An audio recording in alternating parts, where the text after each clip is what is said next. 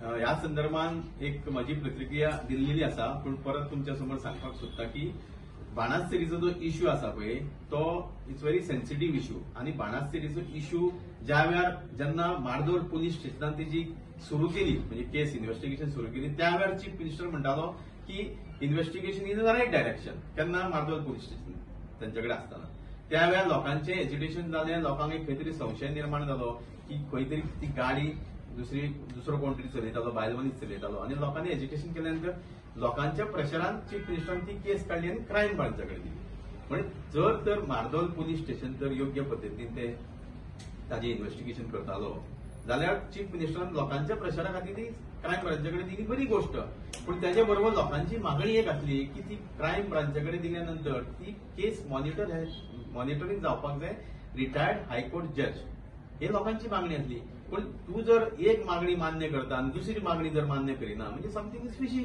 म्हणजे तुमकां ती इन्व्हेस्टिगेशन प्रॉपर जावपाची इच्छा आसा काय ना, प्रॉपर जर जावपाची इच्छा आसली, तुमची ती लोकांची जी दुसरी मागणी आसली रिटायर्ड हायकोर्ट जज ताका अपॉइंट करचो, तिवूय तुम्ही मागणी मान्य करपाक जाय आसली. आणि काल जो इन्सिडेंट जालो ते आमी पळयता की ज्या दिसा एक्सिडेंट जालो 3 जाणांचो थंय स्पॉटार बळी गेलो. त्याच्या नंतर 4-5 जाणां सिरियसली इंजर्ड जाली. ते गाडयेन सोरो मेळ्ळो. ती गाडी कशा पद्दतीन आसलेली पुलिसांनी पळयल्या. इतके जाण सुद्धा तांकां पुलीस स्टेशनार पुलिसांनी हाडूना. कित्याक हाडूना? तो ड्रायव्हर आणि ती ऑक्युपंट तांकां पुलीस स्टेशनार पुलिसांनी हाडूना. त्याच्या नंतर मागीर रातचो ताका अरेस्ट केलो. ड्रायव्हर म्हणून तो परेश सावड्डेकर आसा ताका अरेस्ट केलो.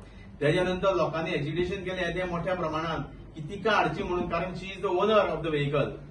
आणि देर वॉज थंय लोकांच्या मनात संशय आसलो की ती चलयताली म्हणून. पण तिका आज पर्यंत हाडली ना. म्हणजे तुम्ही दाखोवंक सोदता कितें? आणि काल तो आम आदमी पार्टीचो प्रेसिडेंट ऍडव्होकेट अमित पालेकर ताका घरा वचून उखलून हाडलो.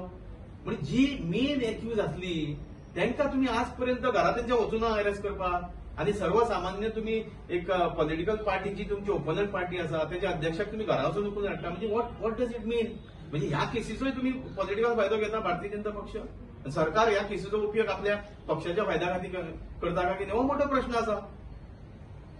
ऍडव्होकेट डायरेक्ट असे अरेस्ट करू शकता विदाउट बार काउन्सिलाक कन्सल्ट करनासतना? सी ते टेक्निकली कशें आसता, देर is a procedure for arrest of any person. ताका ज्या वेळार घरा कडेन तो आता काल सुद्धा आम्ही त्या वेळार ताची बायट पळयली, ताची प्रतिक्रिया दिल्यानंतर की तातूंत एक प्रोसिजर फॉलो करपाक जाय आसलो न्ही. तुम्ही तर तो नितीन सरदेसाय, ऍडव्होकेट नितीन सरदेसाय म्हणून एक नामवंत वकील गोंयचो, तेजी तर तुम्ही काल प्रतिक्रिया पळयली ताणें सविस्तर सगळें सांगलां की पुलीस कशे गडबडटाले. ती पुलीस कशे गडबडटाले कोर्टात ज्या वेळार ताका there is a proper procedure has to be followed की कोणाकूय अरेस्ट करतना.